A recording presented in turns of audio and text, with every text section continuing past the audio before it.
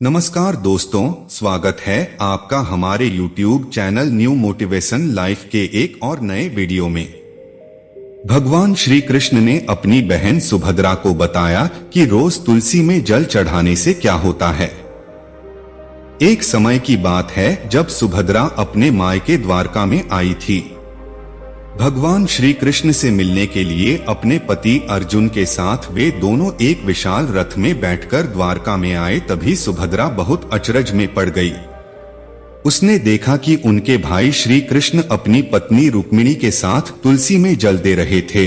तो सुभद्रा महल में ना जाकर अपने भाई के पास चली गई और उसने पूछा, भैया आप ये क्या कर रहे हो? क्या तुलसी का पौधा आपको इतना प्रिय है? तब भगवान श्री कृष्ण कहते हैं, हाँ बहन, तुलसी ही भगवान श्री हरि की प्रिया है। अगर हम तुलसी की पूजा रोज करते हैं और नित्य रूप से जल देते हैं तो हमारे सारे दुख और पाप दूर होते हैं।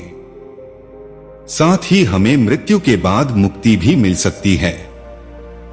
तब सुभद्रा कहती है, भैया क्या वाकई इस पौधे में इतनी शक्ति है? तब श्री कृष्ण मुस्कुराते हुए बोले, हाँ बहन, मैं तुम्हें एक तुलसी की अत्यंत पवित्र कथा सुनाता हूँ, लेकिन इस कथा पूरा और ध्यान से सुनो जो खुद भगवान शिव जी ने माता पार्वती को भी बताई है। प्रिय दर्शकों, इस कथा को आप भी सच्ची श्रद्धा से सुने। दोस्तों, वीडियो में आगे बढ़ने से पहले आप सबसे निवेदन है कि यदि आपने अभी तक हमारे चैनल न्यू मोटिवेशन लाइफ को सब्सक्राइब नहीं किया है तो सब्सक्राइब कर ले और वीडियो को लाइक करके कमेंट में जय श्री नारायण जरूर लिखें। मित्रों, श्री कृष्ण कहते हैं, हे सुभद्र, एक समय की बात है। अवंतिका राज्य में एक ब्राह्मण दाम्पत्य रहता है। वह भगवान शिव का बहुत बड़ा भक्त था, किंतु उसकी पत्नी श्री हरि की भक्त थी। उन दोनों के बीच इस बात को लेकर हमेशा मतभेद होता था, लेकिन हर पति पत्नी की तरह उनके झगड़े में उस ब्राह्मण की पत्नी ही जीत जाती थी। ऐसे ही कुछ दिन बीतने के बाद ब्राह्मण किसी दूसरे गांव में एक पारायण कथा सुनाने गया था, किंतु जब वह वापस लौट रहा था तो बीच में ही किसी दो राज्य में घमासान युद्ध छेड़ था। वह ब्राह्मण किसी तरह से वह अपनी जान बचाते हुए अपने घर आया, लेकिन उसके पीछे पीछे एक सुंदर औरत भी घर पर आ गई और उसने उन दोनों ब्राह्मण पति पत्नी से घर में शरण मांगी। मित्रों, हे सुभद्रा असल में वह एक वेश्या थी जो सैनिकों की सेवा में रखी थी। उस राज्य का हर एक सैनिक उस पर बहुत अत्याचार करते थे तथा अपनी काम वासना को उससे ही पूरी करते थे और वह स्त्री भी इस पाप में पूरी तरह से डूब गई थी। मित्रों, ब्राह्मण पति पत्नी स्वभाव से बहुत अच्छे थे। उन दोनों ने उसे अपने घर में ही रखा और अपनी बेटी के जैसा प्यार करने लगे। भी उनके साथ रहते रहते उनके बीच घुल मिल गई। वह भी ब्राह्मणी की तरह ही रोज तुलसी में जल देती थी, हर रोज पूजा पाठ करती थी। सारे मंत्र जप तप का ज्ञान उसे भी धीरे धीरे हो चुका था। मित्रों, श्री कृष्ण कहते हैं, हे सुभद्र, ब्राह्मण हमेशा भिक्षा मांगने या किसी भी मांगलिक कार्य को करने के लिए घर से बाहर जाता था, इसलिए उसकी पत्नी और वह वेश्या ही घर में रहते थे। इसी तरह से उनका एक माह बीत गया।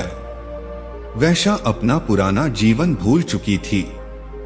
फिर एक दिन अचानक कुछ सैनिक उस वैश्य को ढूंढते हुए उसी घर आ गए और उसे अपने साथ चलने के लिए जबरदस्ती करने लगे, किंतु वे सैनिक तो दूसरे पड़ोसी शत्रु राज्य के थे, इसलिए उन्होंने जबरदस्ती करते हुए उन दोनों स्त्रियों को मार डाला और वे वहां से चले गए।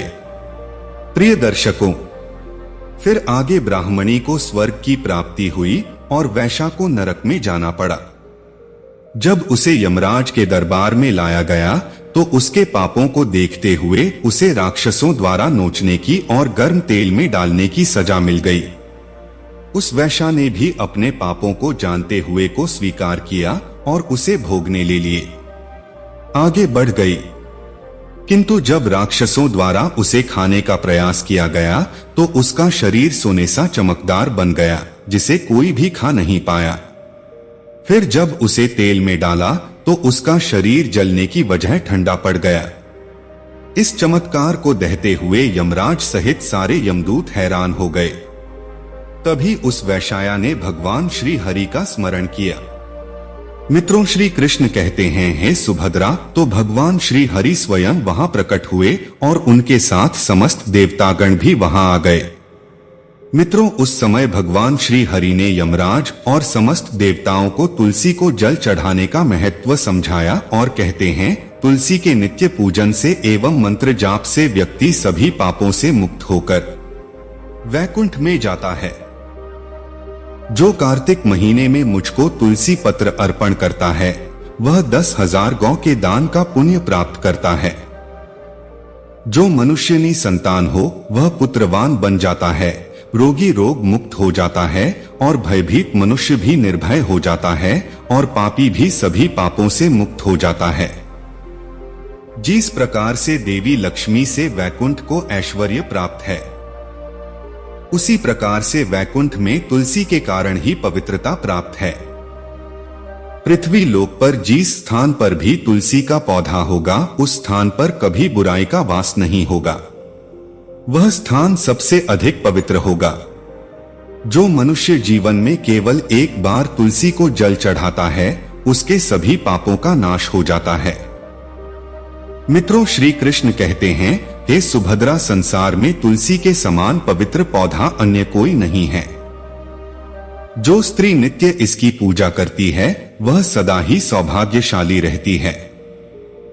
जो मृत्यु के समय अपने मुख में तुलसी पत्र का जल पा जाता है वह संपूर्ण पापों से मुक्त होकर वैकुंठ के धाम जाता है। इस पौधे को विष्णु प्रिया भी कहा जाता है। तुलसी की नित्य प्रतिदिन पूजा करने से, तुलसी के पौधे में जल चढ़ाने से घर परिवार में दरिद्रता का वास नहीं रहता है। लक्ष्मी माता एवं विष्णु भगवान की कृपा बनी रहती है। विभिन्न कष्टों का निवारण होता है। घी के दीपक, धूप, सिंदूर, चंदन, नैवेद्य एवं पुष्पा आदि से तुलसी की पूजा करने से सभी जन्मों के पाप नष्ट हो जाते हैं और व्यक्ति सुख समृद्धि को प्राप्त करता है। शास्त्रों के अनुसार जिन घरों में तुलसी का पौधा सदैव ही हरा भरा रहता है उस घर में सुख, शांति और समृद्धि बनी रहती है। अगर आपके घर में तुलसी है तो सुख, शांति और समृद्धि के लिए तुलसी माँ को चुनरी अवश्य चढ़ानी चाहिए। अक्सर लोग घर में तुलसी का पौधा तो लगा देते हैं लेकिन उनसे यह गलती हो जाती है कि वे तुलसी माँ को चुनरी नहीं चढ़ाते हैं, जिसके कारण उन्हें तुलसी लगाने का शुभ फल प्राप्त नहीं हो पाता है। हमेशा ध्यान रहे कि तुलसी का पौधा चुनरी के बिना अधूरा होता है। तुलसी केवल एक पौधा नहीं है बल्कि वह देवी है, विष्णु पत्नी है। उन्हें हम अपनी माता मानते हैं, इसीलिए तुलसी को चुनरी अवश्य ही चढ़ानी चाहिए। आप तुलसी पर हरे रंग की, पीले रंग की अथवा नीले रंग की चुनरी चढ़ा सकते हैं। दोस्तों, कुछ लोग जाने अनजाने में तुलसी के पास ऐसी चीजें रख देते हैं जिससे तुलसी का अपमान होता है। तुलसी का पौधा बहुत ही संवेदनशील होता है। इसकी अच्छी तरह से देखभाल करनी पड़ती है, तभी इसके शुभ फल प्राप्त होते हैं। इसीलिए तुलसी के पौधे के पास आपको अपने मुख से अपशब्द नहीं बोलने चाहिए।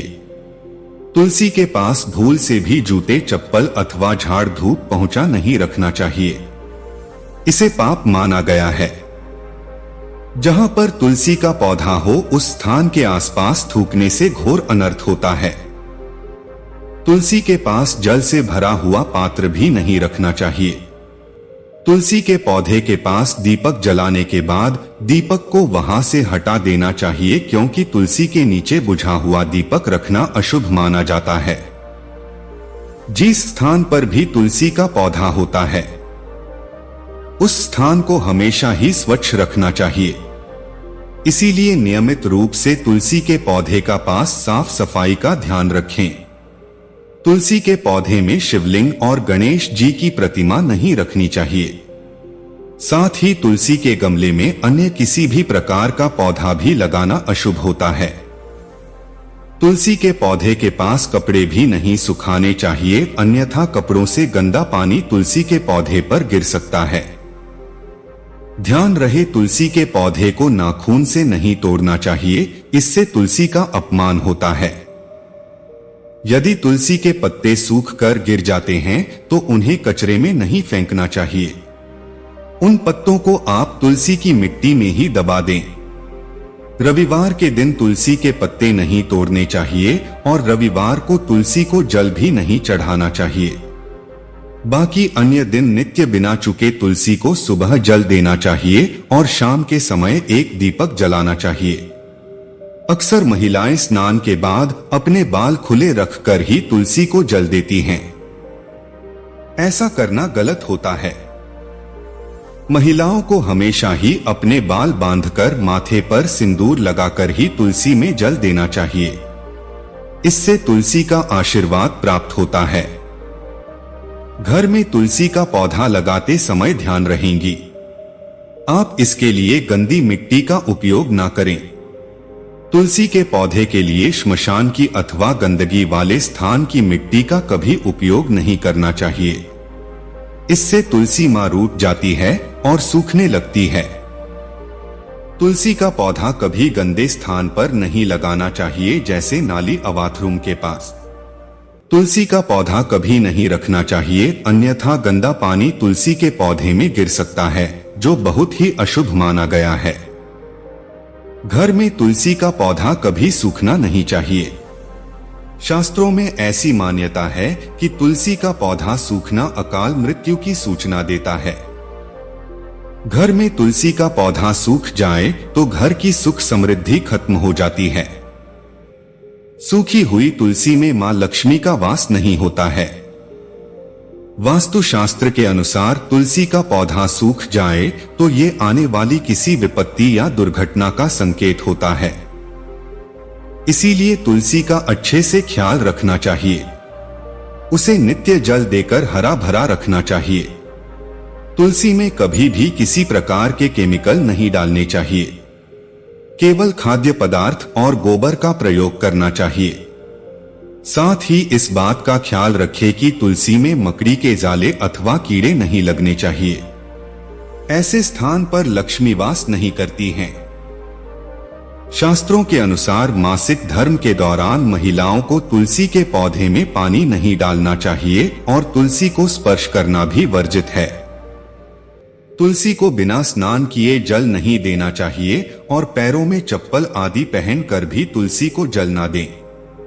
तुलसी को जल देते समय ध्यान रहे कि वह जल आपके पैरों पर ना पड़े, इससे तुलसी का अपमान होता है। श्री कृष्ण कहते हैं, नित्य तुलसी के दर्शन से मनुष्य को स्वर्ग की प्राप्ति होती है और तुलसी पत्र के सेवन से उसके सभी पाप नष्ट हो जाते हैं। तुलसी का पौधा हमेशा ही घर के सामने लगाना चाहिए। इसे पूर्व अथवा उत्तर दिशा में लगाना सबसे अधिक शुभ होता है। अगर तुलसी के गमले में दूसरे पौधे उग जाते हैं तो उन्हें समय समय पर हटा देना चाहिए। अगर तुलसी के ही अन्य पौधे उगते हैं तो ये पौधे दूसरों को दान में देने चाहिए। कहा जाता है कि जब घर में एक से अधिक तुलसी के पौधे अपने आप उगने लगते हैं तो घर में साक्षात माता लक्ष्मी का आगमन होता है। तुलसी के पास कभी कांटेदार पौधे नहीं रखने चाहिए, इससे तुलसी मां रूठ जाती है। तुलसी के पास मरुस्थलीय पौधे रखना बेहद अशुभ माना जाता है। ऐसे पौधों से नकारात्मक ऊर्जा निकलती है। शास्त्रों में कहा गया है, जिन पौधों से हरी भरी कलियों की उत्पत्ति ना हो उसके स्थान पर कांटे निकलते हो तो ऐसे पौधों को तुलसी के पास कभी रखना नहीं चाहिए, बल्कि मरुस्थलीय पौधे घर में किसी भी स्थान पर रखने ही नहीं चाहिए। इन पौधों के कारण घर का वातावरण नकारात्मक बन जाता है। जैसे कई लोग नागफनी का पौधा सजावट के नाम पर घर में रखते हैं। ऐसा करना बिल्कुल गलत है। नागफनी का पौधा तो गलती से भी तुलसी के पास ना रखे। ये तुलसी की संपूर्ण सकारात्मक ऊर्जा को नष्ट कर देता है। लेकिन शास्त्रों में केले के पौधे का विशेष महत्व बताया गया है। अगर आप तुलसी के पास केले का पेड़ लगा देते हैं तो आपको कई गुना अधिक लाभ प्राप्त होंगे। केले के पेड़ में भगवान विष्णु का वास होता है। इसे तुलसी के पास लगाने से घर में सुख समृद्धि आती है। साथ ही जिस स्थान पर भगवान विष्णु का वास होता है वहां पर लक्ष्मी खुद चलकर आती है। दोस्तों, अगर आपको तुलसी के पौधे में शालिग्राम भी अवश्य रखना चाहिए। तुलसी के गमले में शालिग्राम रखने से तुलसी का और भी अधिक शुभ प्रभाव आपको देखने को मिलेगा। शालिग्राम भगवान विष्णु का निराकार रूप माना जाता है। ये काले रंग का पत्थर होता है जिसे विलक्षण और मूल्यवान माना गया है। इसे अगर आप तुलसी के गमले में रखेंगे तो आपके घर से संपूर्ण नकारात्मक ऊर्जा नष्ट हो जाएगी। मान्यता है कि शालिग्राम में अल्प मात्रा में सुवर्ण भी होता है। ये पत्थर उत्तर की गंडकी नदी में पाए जाते हैं। इसीलिए अगर आप शालिग्राम तुलसी के पौधे में रखते हैं तो भगवान विष्णु के साथ आपको मां लक्ष्मी की भी कृपा प्राप्त होगी। आपके घर में कभी धन धान्य की कमी नहीं रहेगी। अंतिम महत्वपूर्ण बात आपको बता दें कि तुलसी का पौधा कभी लालच में आकर नहीं लगाना चाहिए। तुलसी का पौधा लगाए तो उसकी नित्य पूजा करना आवश्यक है। अगर आप इन नियमों का पालन नहीं कर सकते हैं तो तुलसी का पौधा घर में लगाकर तुलसी मां का अपमान भूल से भी ना करें। दोस्तों, फिर श्री हरि सभी देवताओं और यमराज को कहते हैं, हे धर्मराज, इस स्त्री ने तुलसी की पूजा सच्चे मन से की है, इसलिए इसके सारे पाप माफ हो जाते हैं। अकाल मृत्यु ही इसके लिए सबसे बड़ी सजा थी और यह स्त्री अब वैकुंठ धाम की सदस्य है। ऐसा कहते हैं कि उस वैश्या की आत्मा श्री हरि के अंदर प्रवेश कर जाती है और श्री हरि समेत सारे देवता भी अंतर ध्यान हो जाते हैं। मित्रों, श्री कृष्ण कहते हैं, हे सुभद्रा, तुम समझ चुकी होगी आखिर क्यों तुलसी की पूजा करनी चाहिए। तब सुभद्रा कहती है, मैं भी हर दिन नित्य तुलसी की पूजा करूंगी। प्रियदर्शकों, अब आप भी समझ चुके हो गए कि आखिर क्यों चढ़ाया जाता है तुलसी में जल। आशा करते हैं आपको ये कथा पसंद आई होगी। दोस्तों, वीडियो के अंत में आप लोगों से निवेदन है कि ये थे, आपने अभी तक हमारे YouTube चैनल को सब्सक्राइब नहीं किया तो सब्सक्राइब करके वीडियो को एक लाइक करें और कमेंट में जय श्री कृष्ण जरूर लिखें। दोस्तों, वीडियो को पूरा देखने के लिए बहुत बहुत धन्यवाद।